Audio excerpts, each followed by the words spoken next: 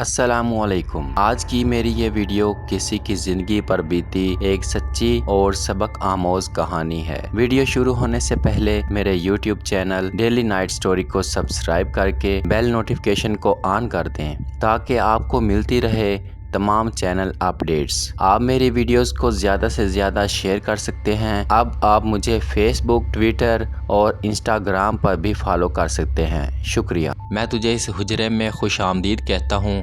الماس نے جھک کر مجھے جواب دیا۔ میں نے اپنی بات جاری رکھی۔ دوشیزہ الماس، جیسا کہ تجھے معلوم ہوگا کہ میں اس علاقے میں میاں صاحب کا جانشین مقرر کیا گیا ہوں۔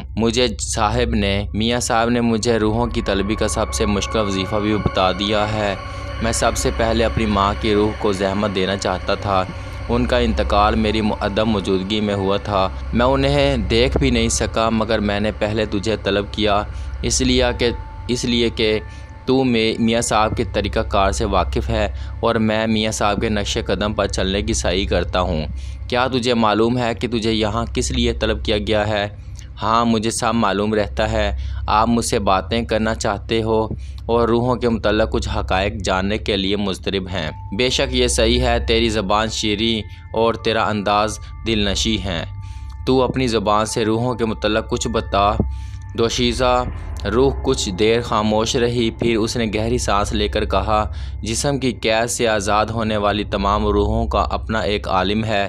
وہ جسم جو ازل سے ابد تک پیدا کیے گئے اپنے اختتام کے بعد روح سے جدا ہو جاتے ہیں اور وہ تمام روحیں ابدی حیثیت رکھتی ہیں۔ وہ عالم ارواح میں قیام پذیر ہیں۔ جسم روح کا زندان ہے۔ روح کی بہت سی غیر معمولی صلاحیتیں جسم کے قید خانے میں دب جاتی ہیں۔ جب جسم کو شکست ہو جاتی ہے تو روح کو اس کا صحیح مقام ملتا ہے۔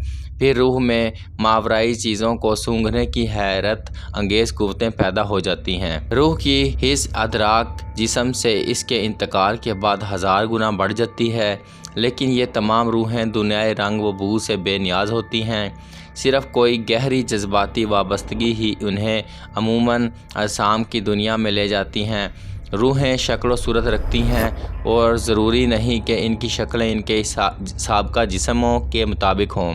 ہاں، جب انہیں کوئی اجسام کی دنیا میں طلب کرتا ہے تو وہ اپنی شناخت کے لیے اپنی قدیم اشکال میں نظر آ جاتی ہیں، کیونکہ وہ اس تبدیلی پر قادر ہوتی ہیں۔ روح پر زمان و مکان کی تغیرات اثر انداز نہیں ہوتے، لیکن وہ اجسام کی دنیا سے علیحدہ ہو کر بھی اپنی پہلی زندگی کا گہرا اثر قبول کیے ہوتی ہیں۔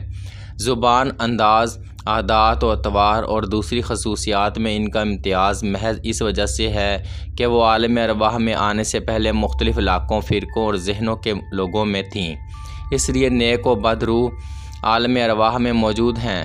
روحیں آسانی سے قابو میں نہیں آتی کیونکہ جسم کی دنیا میں آمد انہیں پسند نہیں ہوتی۔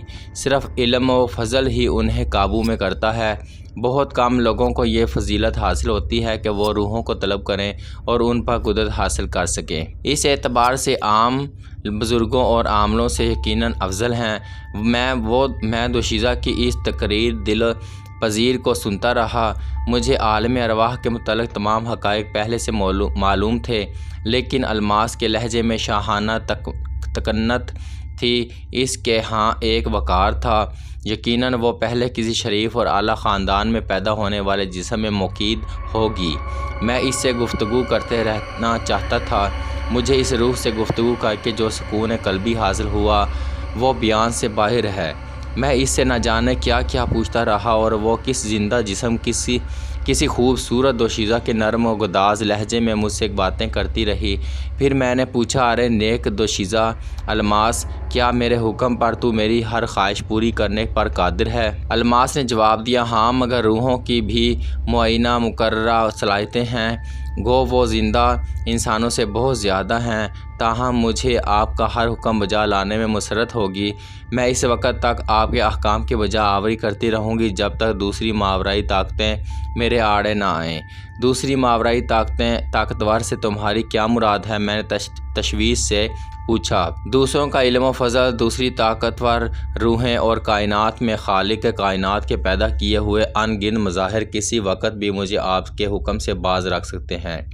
ٹھیک ہے، میں نے بڑبڑاتے ہوئے کہا، مجھے معلوم ہے اس کائنات میں ہماری حیثیت کچھ نہیں، ہم جو کچھ ہیں نہ ہونے کے برابر ہے۔ الماس، میں نے کچھ سوچتے ہوئے کہا، اصل میں نے تمہیں اس لیے طلب کیا تھا کہ میں اپنے ماں باپ اور بہن کی روح سے ملنا چاہتا ہوں۔ کیا تم اس کا انتظام کر دو گی؟ یہ آپ کا حکم ہے، الماس نے جواب دیا۔ میں چند ساعتوں بعد انہیں تلاش کر کے آپ کے پاس لے آتی ہوں۔ یہ کہہ کر وہ دھوئیں میں تبدیل ہوئی اور غائب ہو گئیں۔ میں نے درمیان کا وقفہ بڑے اضطراب میں گزارا۔ میں اسی طرح بیٹھا رہا۔ مجھے معلوم تھا کہ الماس کو زیادہ دیر نہیں ہوگی۔ یہی ہوا۔ ابھی الماس میرے باپ کی روح کے ساتھ تھوڑی دیر میں آ گئی۔ اپنے باپ کو اپنے سامنے دیکھ کر میری آنکھوں میں آنسو آ گئے۔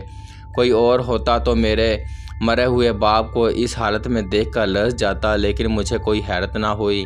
میں بے اختیار ہو کر انہیں پکارنے لگا۔ وہ مجھے عجیب حلیے میں نظر آئے، پریشان، خاموش۔ جب انہوں نے مجھے دیکھا تو ان کی آنکھوں میں چمک پیدا ہوئی۔ میں نے انہیں سلام کیا اور اپنی روحانی ترقی کے بارے میں بتایا۔ اس پر وہ بہت مسرور ہوئے۔ انہیں دیکھ کر مجھے بیرسٹر راشد حسین یاد آ گیا، جس کی وجہ سے ہمارا پورا گھر تباہ ہو گیا تھا۔ میں نے ان کے سامنے بیرسٹر راشد حسین کا تذکرہ کیا تو انہوں نے مجھے درگزر کرنے کی تلقین کی اور مجھے دعائیں دیتے ہوئے رخصت ہو گئے۔ میں نے انہیں زیادہ دیر روک کر زحمت نہیں دی۔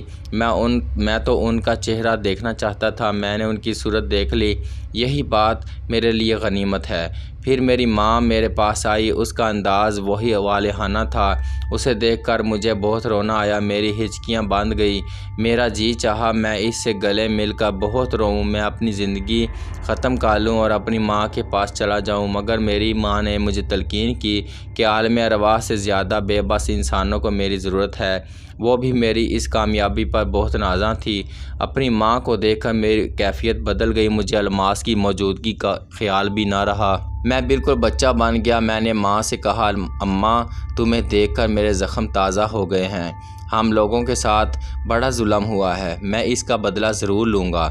میری ماں نے بے تابی سے اپنے منہ پر انگلی رکھی اور کہنے لگی، نہیں منو میرے بچپن کا نام تھا۔ میری جان، اب بدلے لینے کی ضرورت نہیں۔ خدا نے اس کے بدلے تمہیں فضیلت کے اس راستے پر ڈال دیا ہے، یہی بہت ہے۔ تم اپنے گناہوں کو بخشوانے کا سبب بن گئے ہو۔ خدمت میں عظمت ہے منو، انسانوں کی خدمت کیے جاؤ، اسی میں بڑائی ہے۔ میں نے اشتیاق سے کہا، ماں، میں تمہیں کاہے زحمت دیا کروں گا۔ میری ماں نے مجھ سے وعدہ کیا کہ وہ مجھ سے گاہے ملنے آیا کرے گی۔ اس کے بعد وہ بھی رخصت ہو گئی، مگر جب میری بہن آئی تو میری قوت برداشت جواب دے گئی۔ اس کا حال ابتر تھا۔ ایسا معلوم ہوتا تھا کہ اس دنیا سے رخصت ہونے کے بعد بھی اسے سکون نہیں ملا۔ اس کے چہرے پر آج بھی ماضی کی تلخ یادوں کا سایہ لرز رہا تھا۔ مجھے پلکیں جھپکائے بغیر وہ یوں گھورتی رہی جیسے مجھے پہچاننے کی کوشش کر رہی ہو۔ اس کا لباس تار تھا، جیسے اسے کسی نے نوچا کھسوٹا ہو۔ اس کی آنکھوں سے آنسو بہنے لگے۔ وہ مجسم احتجاج تھی اور اسی لباس میں تھی جب غنڈوں نے اس پر حملہ کیا تھا۔ میری پیاری بہن، میں نے روتے ہوئے کہا، یہ میں ہوں تمہارا بھائی۔ قسمت نے یہی فیصلہ کر دیا تھا کہ ہم دونوں جب ملیں تو اس طرح ملیں۔ میں شاہد ہوں، زمانے نے مجھے اور تمہیں دونوں کو عزت سے رہنے نہیں دیا۔ تمہیں اس حالت میں دیکھ کر تو میرا دل پھٹا جا رہا ہے۔ میں تمہاری روح کو ضرور سکون پہنچاؤں گا۔ مجھے بتاؤ، وہ کون درندے تھے جنہوں نے تمہیں داغدار کیا؟ مجھے بتاؤ، میں اس سارے محلے کو جلا دوں گا۔ غصے اور رکت سے میری آواز بھر آئی۔ میری بہن نے اپنی تباہی کی ایک دلگداز داستان ہچکیوں کے درمیان سنائی، جو مجھے کسی قدر اکبر کی زبانی معلوم ہو چکی تھی۔ میں یہ شرمناک واقعہ یہاں نہیں لکھ سکتا۔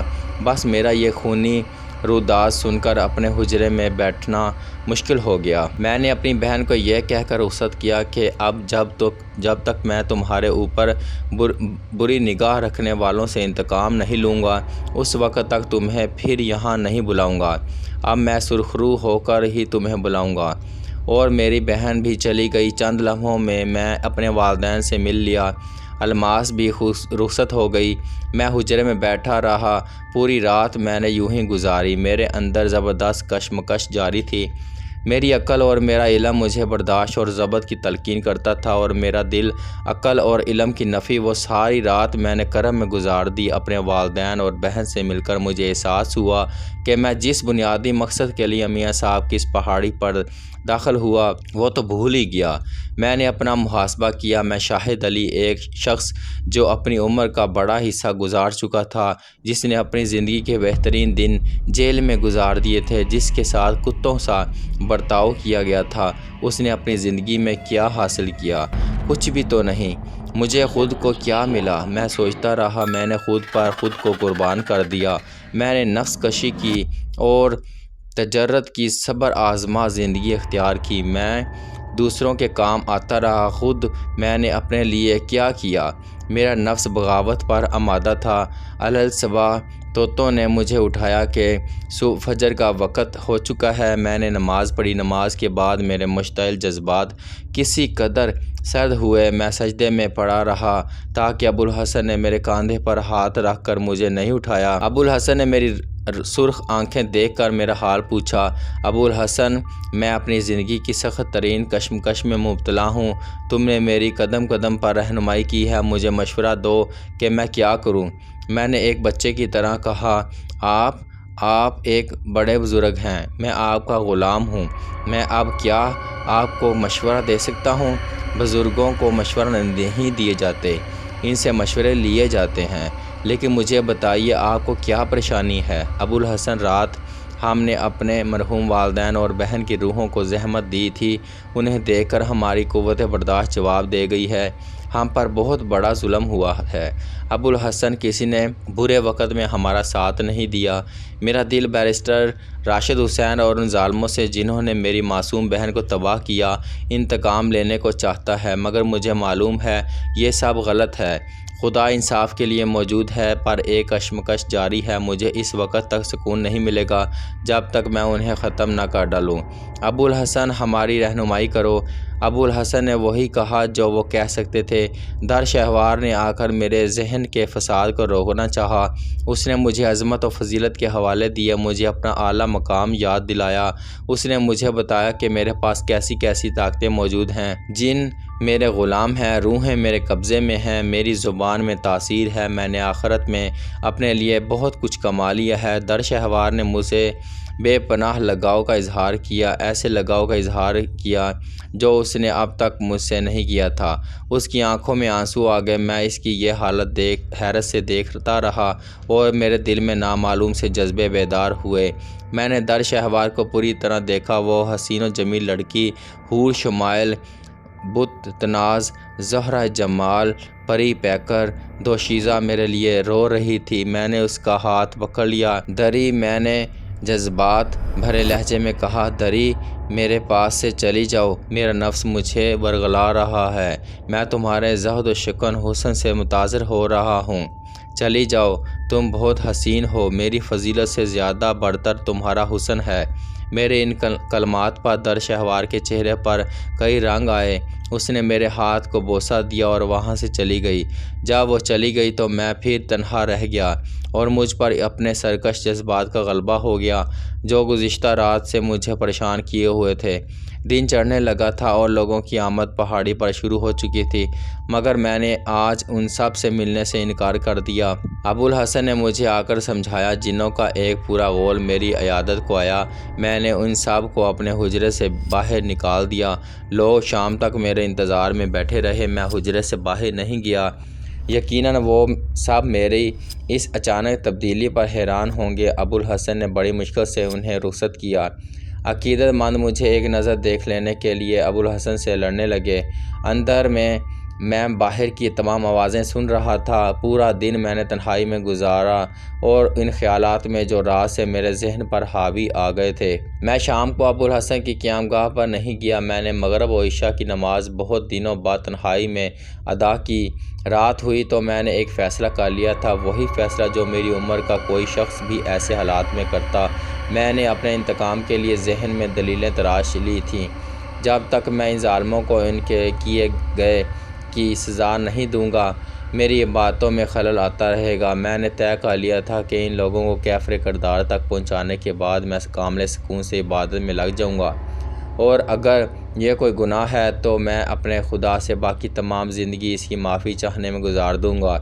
رات کو میں نے وہی جلالی وظیفہ پڑھا جس سے الماس آ جاتی تھی۔ کل کی طرح مجھے الماس کو بلانے میں کوئی پریشانی نہیں اٹھانا پڑی۔ بہت آسانی سے میں نے الماس کو طلب کر لیا۔ اس نے آتے ہی مجھ سے پوچھا، میرے لیے کیا حکم ہے؟ مجھے بیرسٹر راشد حسین کے بارے میں بتاؤ۔ الماس ایک لمحے کے لیے خاموش ہوئی۔ بیرسٹر راشد حسین آسودہ زندگی گزار رہا ہے۔ اس کی 2 لڑکیاں اور 2 بیویاں ہیں۔ ایک لڑکی سمندر کے پار اپنے شوہر کے ساتھ ہے، اس کا نام رشیدہ ہے۔ دوسری لڑکی سمینہ زیر تعلیم ہے۔ رشیدہ 2 بچوں کی ماں بن چکی ہے اور اپنے گھر میں بہت خوش ہے۔ راشد حسین ایک عیاش طبع اور ظالم شخص ہے۔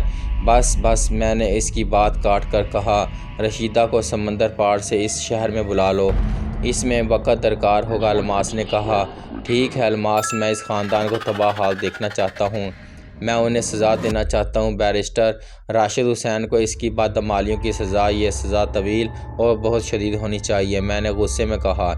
الماس کے چہرے پر ابھرے والا اضطراب اس بات کی غمازی کر رہا تھا کہ اسے میرے حکم پر حیرت ہوئی ہے۔ وہ گنگ سی کھڑی مجھے تکتی رہی۔ میں نے اسے دوبارہ مخاطب کیا، سنا تم نے؟ میں سن چکی ہوں اے نیک بزرگ، الماس نے اداسی سے جواب دیا۔ میں نے دیکھا کہ اس کے حسین چہرے پر ہزاروں پریشان تاثرات ابھر آئے ہیں۔ یہ سزا سمینہ سے شروع کی جائے۔ سمینہ کی عمر وہی ہے جو میری بہن کی تھی۔ میں چاہتا ہوں کہ بیرسٹر راشد حسین اپنی رسوائی کا تماشا خود اپنی آنکھوں سے دیکھے۔ میں آپ کے حکم کی تابع ہوں، الماس نے غمزدہ لہجے میں کہا۔ روح الماس کو رخصت کرنے کے بعد میں سو گیا۔ فجر کے بعد درشوار میرا ناشتہ لے کر آئی۔ اس نے میرا حال پوچھا تو میں نے کسی قدر مطمئن لہجے میں کہا، دری ہم نے تمہارا کہا نہیں مانا، ہم نے اپنے علم و فضل کا بھی کہا نہیں مانا، اس لیے کہ ہم اگر جبر کر لیتے تو ہمیشہ ہمارے سینے میں بوجھ رہتا۔ درشوار نے خاموشی سے سر جھکا لیا، جیسے اسے میرے اس جملے سے تکلیف پہنچی ہو۔ آج اس نے کچھ نہیں کہا، ناشتے کے برتن لے کر خاموش چلی گئی۔ میں نے صبح سے شام تک لوگوں سے ملاقات کی اور حشاش بشاش رہا۔ شام کو میں ابوالحسن کے گھر بھی گیا۔ رات کو میں نے الماس کو طلب کیا۔ اس نے مجھے بتایا کہ بیرسٹر راشد حسین کی لڑکی سمینہ اپنا ذہنی توازن کھو چکی ہے۔ میں نے اسے جلد ہی دوسرے کسی حکم کے بغیر رخصت کر دیا اور رات کو پھر میں اطمینان سے سویا۔ کئی دن گزر گئے۔ رات کو الماس میرے پاس آتی رہی اور سمینہ کا احوال بیان کرتی رہی، لیکن دلچسپ بات کا پتہ تو مجھے اپنے دوست اکبر سے چلا۔ اکبر اس دن کچھ گھبرایا اور پریشان نظر آ رہا تھا۔ میں نے اس کی وجہ سے دریافت کی تو اکبر نے افسوسناک لہجے میں کہا، آج میری ان گناہ گار آنکھوں نے جو منظر دیکھا ہے اس نے مجھے پریشان کر دیا ہے۔ سچ ہے کہ خدا کی لاٹھی بے آواز ہوتی ہے، اس کے یہاں دیر ہے اندھیر نہیں۔ اکبر بولا، شاید میاں آج میں نے بیرسٹر راشد حسین کی چھوٹی لڑکی سمینہ کو دیکھا تھا۔ اکبر کی زبانی سمینہ کا نام سن کر میں پوری توجہ سے اس کی بات سننے لگا۔ اکبر نے سلسلہ کلام جاری رکھتے ہوئے کہا، خدا دشمن کو بھی ایسی ذلت اور رسوائی نصیب نہ کرے جیسی آج راشد حسین کو ہی ہے۔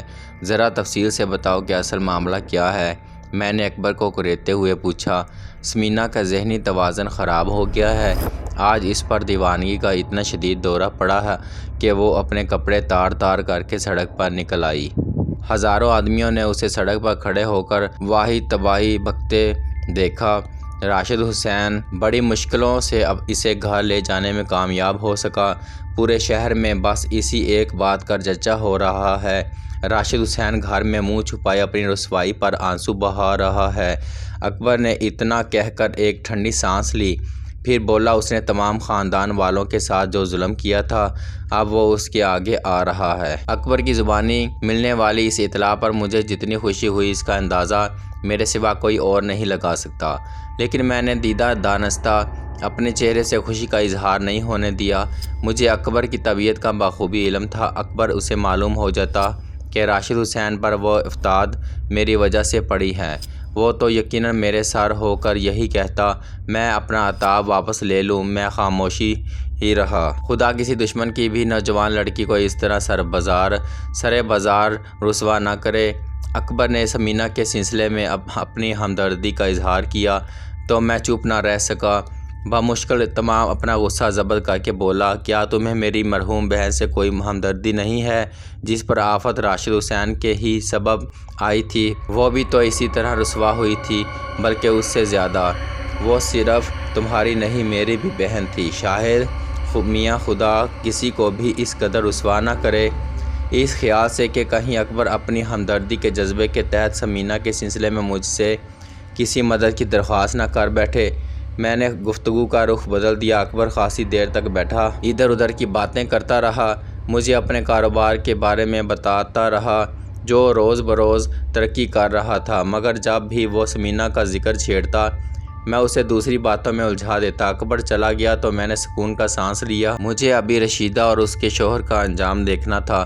رات کو جب میں نے الماس کو طلب کیا تو اس نے مجھے بتایا کہ بیرسٹر راشد حسین تمام بڑے ڈاکٹروں اور عاملوں کو دکھا چکا ہے، لیکن کوئی افاقہ نہیں ہوا۔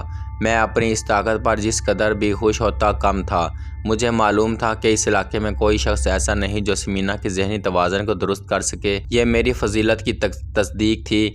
روزانہ میں الماس سے ثمینہ کا احوال سنتا رہا، لیکن ایک شب مجھے الماس نے بتایا کہ ثمینہ درست ہو چکی ہے، ثمینہ ٹھیک ہو چکی ہے۔ میں نے حیرت سے پوچھا، یہ کس طرح ممکن ہوا؟ اسے ایک پنڈت نے ٹھیک کر دیا ہے، اس کے پاس غیر معمولی طاقتیں ہیں، وہ اپنے مذہب کا ایک پہنچا ہوا عالم ہے، اس کے پاس بہت سی منتر اور روحوں کے ابتلاء کا توڑ ہے۔ الماس نے بے نیازی سے جواب دیا، وہ کون سا پنڈت ہے؟ اس کا کیا نام ہے؟ میں نے تشویشناک انداز میں پوچھا۔ اس کا نام اونکار ناتھ ہے۔ اونکار ناتھ؟ میں اچھل کر کھڑا ہو گیا۔ اونکار ناتھ نے اسے درست کر دیا؟ نہیں، وہ ایک معمولی پنڈت ہے، اسے جادو منتر آتا ہے۔ الماس، کیا یہ صحیح ہے؟ میں جو کچھ کہہ رہی ہوں درست ہے۔ جب سب لوگ ناکام ہو چکے تو بیرسٹر راشد حسین نے اسے ثمینہ کو دکھایا اور اس نے اس کا توڑ کر لیا۔ کیا اب تم کچھ نہیں کر سکتی؟ میں نے بیزاری سے کہا، یقیناً میں سب کچھ کر سکتی ہوں، مگر اونکار ناتھ پھر اس کا توڑ کر دے گا، اور یہ سلسلہ اس وقت تک جاری رہے گا جب تک آپ ہی کوئی قدم نہ اٹھائیں۔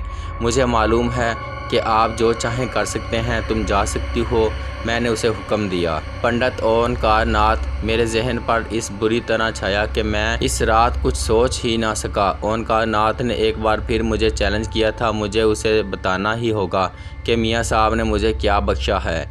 میں کیا ہوں؟ یہ پنڈت تو گریبان تک آ رہا ہے۔ اب درگزر کرنے اور برداشت کرنے کا وقت آ گیا۔ اگر یہی صورت رہی تو یہ پنڈت سر پر چڑھتا آئے گا۔ میں نے فجر کے بعد ایک اور وظیفہ شروع کیا۔ جب تک پہاڑی پر لوگ جمع نہیں ہو گئے میں یہی ورد کرتا رہا۔ میرا ناشتہ در شہوار رکھ کر چلی گئی تھی۔ کوئی 7 بجے میں حجرے سے باہر آیا۔ مجھے یقین تھا کہ ثمینہ پھر اپنا ذہنی توازن کھو چکی ہوگی اور اونکار ناتھ آج شام یا کل صبح تک میری مدد لینے ضرور آئے گا، اس کا مجھے یقین تھا۔ پہاڑی پر حسب معمول لوگوں کا ہجوم تھا۔ میں جب حجرے سے باہر آیا تو روزانہ آنے والے 2 عقیدت مند رحیم خان اور شمشیر علی نے بے تابانہ سب سے پہلے اٹھ کر میرے ہاتھوں کو بوسہ دیا۔ تھوڑی دیر پہلے جس مجمع میں ہلکی ہلکی سرگوشیوں کی آوازیں ابھر رہی تھیں، اب وہی میری آمد کے بعد مکمل خاموشی تھی۔ میں نے ایک طائرانہ نظر مجمع پر ڈالی۔ جتنی نگاہیں جو میری سمت اٹھی ہوئی تھی جھک گئیں۔ میں نے اپنے لیے یہ عقیدتیں دیکھ کر دل ہی دل میں خدا کا شکر ادا کیا اور دعا مانگی، اے کائنات کے خالق، اے خدا، کوئی شبہ نہیں، جسے تو چاہے عزت دے، جسے چاہے ذلت دے۔ اے میرے پروردگار، میرے قلب کو اپنے نور سے منور رکھ، مجھے راستے کی توفیق دے اور ان مصیبت زدہ لوگوں کے دکھ درد دور کر۔ یہ لوگ میرے پاس بڑی امیدیں لے کر آئے ہیں۔ اپنے دل میں یہ دعا مانگ کر جب میں ایک مونڈے پر بیٹھ گیا تو رحیم خان اور شمشیر علی نے روزانہ کے مطابق حاضرین کو صبر و تحمل کی تلقین کی۔ میاں صاحب کے زمانے سے ان دونوں نے از خود یہ کام سنبھال لیا تھا۔ مجمع میں خاموشی، سکون اور نظم برقرار رکھنے کا کام انہی کا تھا۔ بہت کم ایسا ہوا تھا کہ انہوں نے ناغہ کیا ہو۔ ان کی عدم موجودگی میں ابوالحسن یہ کام کرتے تھے۔ ویسے ابوالحسن عام طور پر ان لوگوں کے سامنے ہی رہتے، کسی کو معلوم نہیں تھا کہ ابوالحسن ایک بزرگ جن ہیں، اور صرف ابوالحسن ہی نہیں، اس پہاڑی پر بسنے والے بہت سے جن مجمع میں شامل ہو جاتے۔ رحیم خان اور شمشیر علی کے رویے سے آج تک کسی کو شکایت نہیں ہوئی تھی۔ شام کو یہ دونوں عام لوگوں کے ساتھ واپس چلے جاتے۔ آنے والوں میں اکثریت ان لوگوں کی تھی۔ جو صرف عبادت کرنے یہاں جمع ہو جاتے۔ یہ سب میرے اشارے کے منتظر رہتے اور ہزار بہانے میری خدمت کے ڈھونڈتے۔ میاں صاحب کے منع کرنے کے بعد کہیں یہ لوگ باز آئے تھے، ورنہ ان میں کوئی پھول لے کر آتا، کوئی نذرانے، کوئی چڑھاوے، کوئی ان کی ضرورت کی کوئی چیز۔ میاں صاحب کے وصال کے بعد ان لوگوں نے یہ سلسلہ میرے ساتھ بھی شروع کیا، مگر میں نے سختی سے منع کر دیا کہ یہ پہاڑی نذرانے، پھول اور تحفے تحائف کی جگہ نہیں ہے، صرف محبتیں کافی ہیں، صرف عقیدتیں بہت ہیں۔ سو میں نے وہ آنکھیں دیکھی ہیں جن میں میرے لیے فنا ہونے کی آمادگی موجود ہوتی، اور میں نے وہ چہرے دیکھے ہیں جو میرے چہرے کے تاثرات سے چمک پاتے یا مرجھا جاتے۔ یہ لوگ میرے لیے جیتے مرتے تھے۔ کون اس دنیا میں کسی سے اتنا رابطہ رکھتا ہے؟ اور میں سمجھتا ہوں کہ میری تخلیق ان لوگوں کے لیے ہے۔ جب میں ان ستم رسیدہ لوگوں کے ساتھ بیٹھتا تو ان کا ہو جاتا، اور مجھے محسوس ہوتا کہ میں ایک عظیم مقصد کی خاطر زندگی گزار رہا ہوں۔ میرے ہاتھ آسمان کی طرف اٹھتے تو روتی ہوئی بوڑھی عورتوں کو قرار آ جاتا، غم زدہ اور مظلوم چہروں پر مسرت کی لہر دوڑ جاتی۔ میں اس دن صبح سے شام تک ان لوگوں کی رودات غم سنتا رہا۔ اس دن مجھے شدت سے کسی کا انتظار تھا۔ اتنی مصروفیت کے بعد بھی میں ان کائنات کو بھلانے میں کامیاب نہ ہو سکا۔ مجھے یقین تھا کہ ان کائنات کو جب ثمینہ کا ذہنی توازن بگڑ جانے کی خبر ملے گی اور جب وہ اپنے جنتر منتر میں ناکام ہو جائے گا تو میرے پاس مدد لینے ضرور آئے گا۔ مگر عصر گزر گئی، شام ہو گئی اور پہاڑی انسانوں سے خالی ہو گئی۔ ان کائنات نہیں آیا۔ اس بات نے مجھے تشویش میں ڈال دیا۔ مغرب کے وقت میں ابوالحسن کی طرف نکل گیا۔ نماز مغرب میں نے پہاڑی کا جنہ کے ساتھ پڑھی۔ وہ حسب معمول میرے قریب جمع ہو گئے، لیکن اس دن میں نے ان سے کوئی بات نہیں کی۔ میں سیدھا ابوالحسن کے گھر آ گیا اور ایک پلنگ پر دراز ہو گیا۔ درشہوار میری یہ حالت دیکھ کر دوڑی دوڑی میرے پاس آئی۔ آپ کی طبیعت تو ٹھیک ہے؟ اس نے محبتوں کے ساتھ پوچھا۔ ہاں دری، طبیعت ٹھیک ہے، لیکن بس ذرا جی نہیں لگ رہا۔ میں نے نیم دلی سے جواب دیا۔ کیا بات ہے؟ آپ نے دوپہر کا کھانا بھی نہیں کھایا؟ وہ میرے سر کے قریب بیٹھ گئی۔ آپ مجھے بھی نہیں بتائیں گے؟ اس کا جملہ نہ جانے کیوں مجھے اچھا لگا۔ ایسے جملے یقیناً میرے لیے فرحت کا باعث ہوتے تھے۔ میں نے اسے معنی خیز نظروں سے دیکھا۔ میرے اس انہماک پر اس کی پلکیں جھک گئیں۔ میں نے اس کا نرم اور نازک ہاتھ اپنے ہاتھ میں لے لیا۔ دری، بعض اوقات جی چاہتا ہے کہ اپنے نفس کی تمام تر سازشوں سے تمہیں آگاہ کر دوں۔ میں سوچتا ہوں کہ کاش میں ایک آدمی ہی ہوتا۔ غالباً اس فضیلت کا متحمل نہیں ہو پا رہا۔ میاں صاحب نے جس سے مجھے نواز دیا ہے، میرے اندر کوئی کھوٹ ضرور ہے۔ نہیں، آپ ان دنوں الجھنوں میں گرفتار ہیں۔ ایسے آزمائشی لمحے ضرور آتے ہیں۔ آپ مجھے سب کچھ بتا دیجئے گا۔ کسی کو بتانا ضروری ہوتا ہے۔ آپ ایک جلیل القدر بزرگ ہیں۔ آپ کے اندر کوئی کھوٹ نہیں۔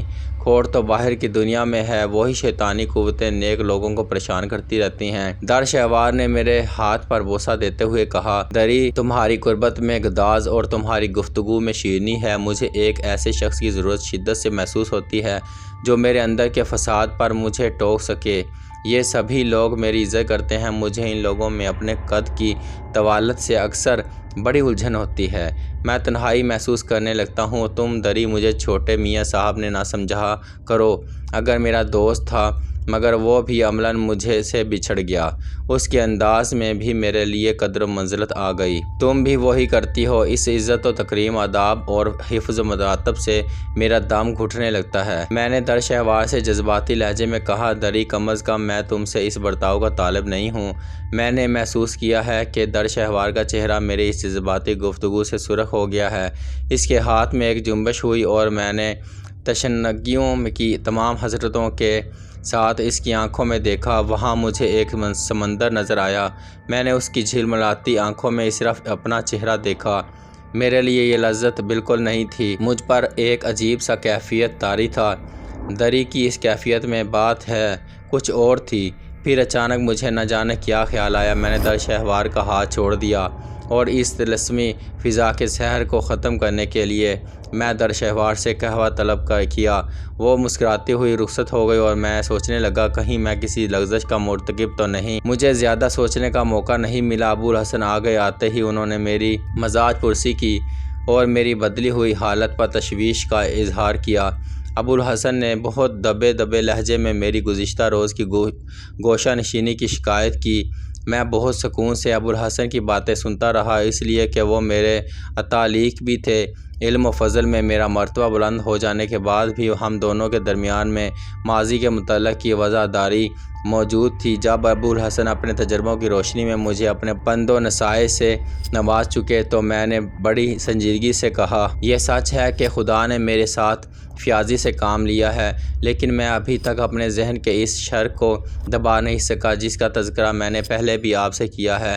جب سے میں نے اپنے مرحوم والدین اور بہن کی روحوں سے ملاقات کی ہے، میں بہت مضطرب رہا ہوں۔ میں نے انہیں آزرا خاطر دیکھا ہے ابوالحسن، میں نے اپنی بہن کے آنسوؤں کو دیکھا ہے۔ میں ان ظالموں کو بھلانے کی طاقت اپنے اندر نہیں پاتا جنہوں نے میرا گھر برباد کیا ہے۔ ابوالحسن، میں بہت مجبور ہوں، لیکن معاف کر دینے میں جو سکون اور سر بلندی ہے وہ سزا دینے میں نہیں۔ آپ درگزر کر دیجئے، یہ آپ کے منصب کے مطابق نہیں۔ ابوالحسن نے کہا، مجھے معلوم ہے، لیکن میری یکسوئی ختم ہو گئی ہے۔ میں پرسکون رہ کر عبادت اور ریاضت میں خود کو مصروف کرنا چاہتا ہوں، مگر میں کیا کروں کہ میری بہن کی صورت مجھے چاروں طرف گھورتی نظر آتی ہے۔ اس پہاڑی کا کوئی ایسا گوشہ نہیں جہاں وہ موجود نہ ہو۔ میری باتوں سے ابوالحسن کے چہرے پر تشویش کے تاثرات ہر لمحے گہرے ہوتے جا رہے تھے۔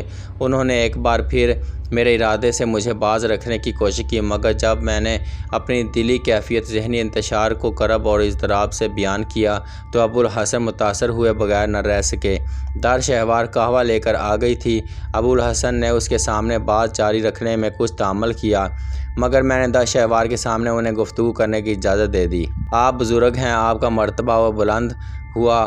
ابوالحسن نے نیاز مندی سے کہا، میری ایک درخواست ہے، ظالموں کو کیفر کردار تک پہنچانے کی خدمت میرے سپرد کیجیے، میں وہی کروں گا جو آپ چاہتے ہیں۔ نہیں ابوالحسن، میں نے یہ عجلت تمام کہا، میں اس معاملے میں کسی کو درمیان میں نہیں ڈالنا چاہتا، خود نمٹنا چاہتا ہوں۔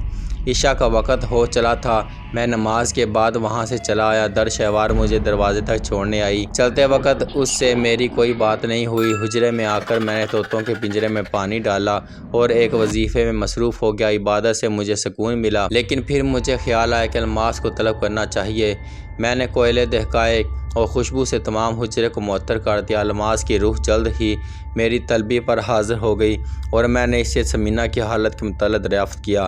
اے نیک بزرگ، ثمینہ کی حالت آپ کے صبح کے عمل کے بعد بہت ناگفتہ ہے۔ آپ کے موکلوں نے ثمینہ کی ذہنی حالت کو دوبارہ ابتر کر دیا ہے۔ وہ اپنا توازن کھو بیٹھی ہے۔ لیکن کیا؟ میں نے الماس کو خاموش ہوتے دیکھا تو متعجب ہو کر پوچھا، الماس، تم نے اپنا جملہ نامکمل کیوں چھوڑ دیا؟ میں آپ کو یہ بتانا چاہتی تھی کہ عنقا نعت پھر ثمینہ کو درست کرنے میں مصروف ہے۔ ثمینہ کو ہوش میں لانے کے لیے اس وقت بھی وہ اپنے جنتر منتر آزما رہا ہے۔ کوئی عجب نہیں کہ وہ پھر کامیاب ہو جائے۔ کیا مطلب؟ میں نے خفگی سے کہا، الماس، یہ تم کیا کہہ رہی ہو؟ یہ باور کرانا چاہتی ہو کہ عنقا نعت اس علاقے میں میری رسوائیوں کے در پہ ہے؟ کیا اسے میری توہین کی جرأت ہو گئی ہے؟ کیا اس کا انداز میرے ذمن میں بہت ہی جارحانہ ہے؟ اے عالی مقام بزرگ، الماس نے سر جھکا کر جواب دیا، اپنے دل میں آپ کے لیے کینہ رکھتا ہے، اس علاقے میں اپنی برتری کا خواہاں ہے، اس کے اندر نفرتیں بیٹھ گئی ہیں اور وہ آپ کے غیر معمولی واقعات سن کر اپنے حواس کھو بیٹھا ہے۔ میں اس کے حواس ٹھکانے لگا دوں گا، بخدا میں اسے جہنم واصل کر دوں گا۔ الماس، اسے سمجھاؤ کہ وہ میرے آڑے نہ آئے۔ میں جذبات کی روح میں بہہ چلا تھا، لیکن فوراً ہی خود پر قابو پا لیا اور الماس سے بولا، اے روح الماس، اے نیک روح، تمہیں جانے کی اجازت ہے، مگر مجھے ان دنوں شاید تمہاری ضرورت زیادہ پڑے۔ میں آپ کے حکم کی تابع ہوں روح، الماس نے عاجزی سے جواب دیا۔ وہ ایک لمحے میں دھوئیں میں تحلیل ہو گئی اور طوطوں نے شور کرنا شروع کر دیا۔ میں اس وقت بہت مشتعل تھا۔ طوطوں کی چیخ پکار مجھے بہت بری لگی۔ میں نے انہیں جھڑک دیا، نامراد خاموش ہو جاؤ۔ ان میں سے ایک طوطے نے مجھ سے کہا، کشف میاں صاحب، کشف میاں صاحب، اور ٹوٹے پھوٹے لہجے میں وہ ایک وظیفے کی رٹ لگانے لگا۔ ٹھیک ہے، میں نے اسے مخاطب کر کے کہا، مجھے یاد آ گیا، میں ابھی دیکھتا ہوں کہ عنقا نعت کیسی جرأتیں کر رہا ہے۔ طوطے نے اس وقت مجھے ایک ایسا عمل یاد دلایا تھا جو میاں صاحب نے بطور خاص مجھے ودیت کیا تھا۔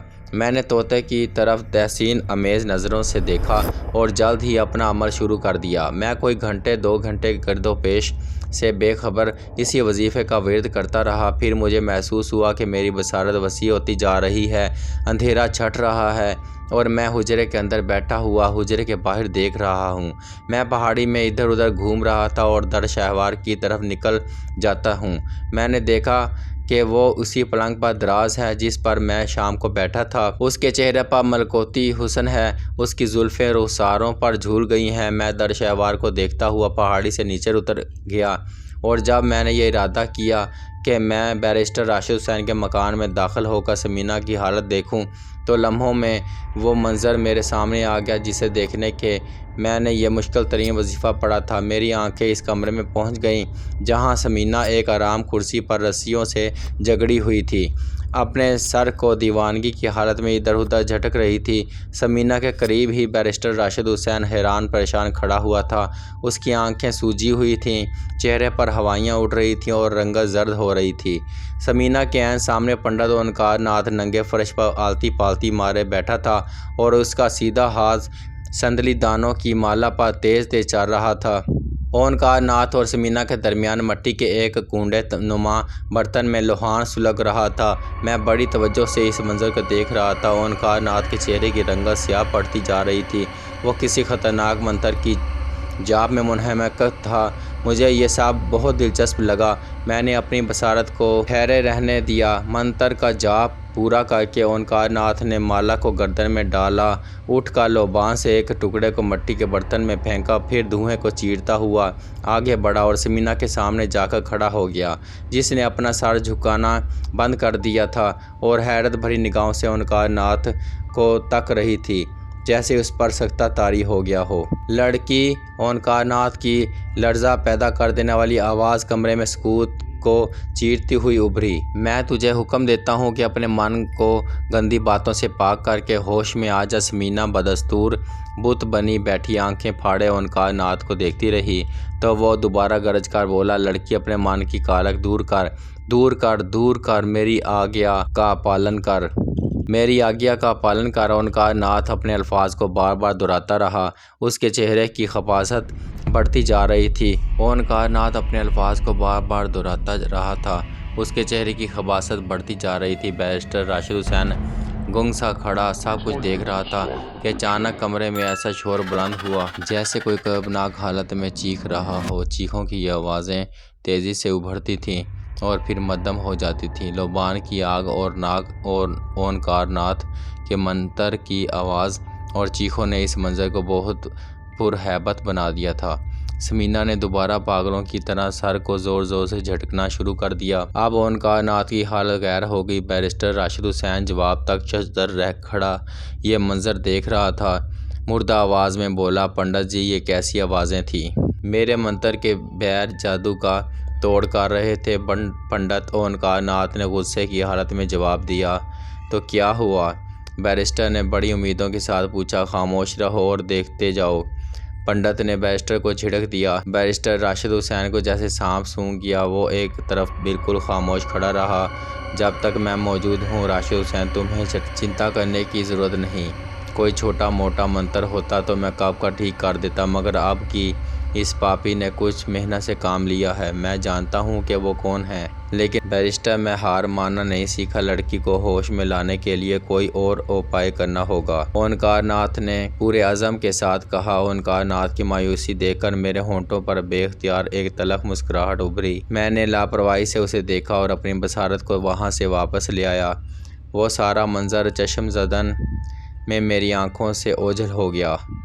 میں نے اس وحشت انگیز دید کے بعد اطمینان کی سانس لی اور حجرے کی چھت کی طرف دیکھا۔ اس کے بعد بھی میں دیر تک جاگتا رہا اور سوچتا رہا، پتہ نہیں میری آنکھ کب لگی۔ دوسری صبح میں کس قدر دیر سے اٹھا، لیکن اتنی دیر سے بھی نہیں کہ نماز قضا ہو جائے۔ در شہوار ناشتہ لے کر آئی۔ وہ عموماً صبح مجھ سے باتیں کرتی تھی، تاہم آج اس کے انداز سے عیاں تھا کہ وہ حجرے میں کچھ دیر ٹھہرنا چاہتی ہے۔ میں نے مسکرا کر اس سے کہا، بیٹھ جاؤ، کیسی ہو؟ میرا دل اس سے بہت سی باتیں کرنے کو چاہتا تھا، مگر الفاظ میری زبان پر آتے آتے رک جاتے تھے۔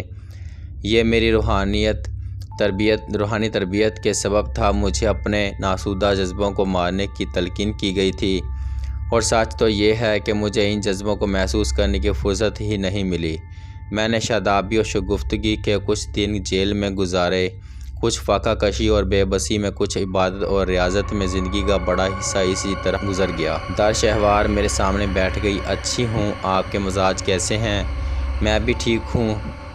در شہوار رات میں نے ایک منفرد قسم کا عمل کیا تھا۔ میں نے کہا، میں نے اپنی بصارت کو وسیع کرنے کا ایک وظیفہ پڑھا۔ جانتی ہو میں کہاں کہاں گیا؟ کہاں کہاں؟ در شہوار نے حیرت سے پوچھا۔ میری بصارت نے پہاڑی کا احاطہ کیا، پھر نہ جانے کیسے میری آنکھیں تمہارے گھر پہنچ گئیں، اور میں نے دیکھا کہ تم میرے پلنگ پر اور تمہاری سیاہ زلفیں تمہارے رخسار پر محو خواب ہیں۔ لیکن در شہوار کا چہرہ سرخ ہو گیا، اور مجھے اچانک محسوس ہوا کہ میں وہ الفاظ ادا کر رہا ہوں جو اس حجرے کے شایان شان نہیں۔ مجھے اپنے ہی لفظ بے وقت معلوم ہوئے۔ میں نے بات بدل دی، لیکن پھر فوراً ہی میری آنکھیں اس جگہ کے تعاقب میں روانہ ہو گئیں جو اصل میں مجھے مطلوب تھی۔ آپ رات والی بات بھول گئے؟ در شہوار نے تیکھے لہجے میں کہا۔ کون سی بات؟ مجھے واقعی کچھ یاد نہ تھا۔ کیا آپ مجھے اپنا ہم قدر بنانے کی عزت دینا چاہتے ہیں؟ در شہوار نے معنی خیز لہجے میں کہا۔ ارے در شہوار، یہ سچ ہے کہ میں نے یہی کہا تھا جو تم نے سمجھا۔ میں یقیناً تمہیں بتاؤں گا۔ میں رات بیرسٹر راشد حسین کے کمرے میں گیا، جہاں ثمینہ کا ان کا ناتھ میرے عتاب سے بچانے کی فکر میں مبتلا تھا۔ میں نے اسے صاف صاف بتا دیا، آپ مجھے کیوں کام نہیں سونپتے؟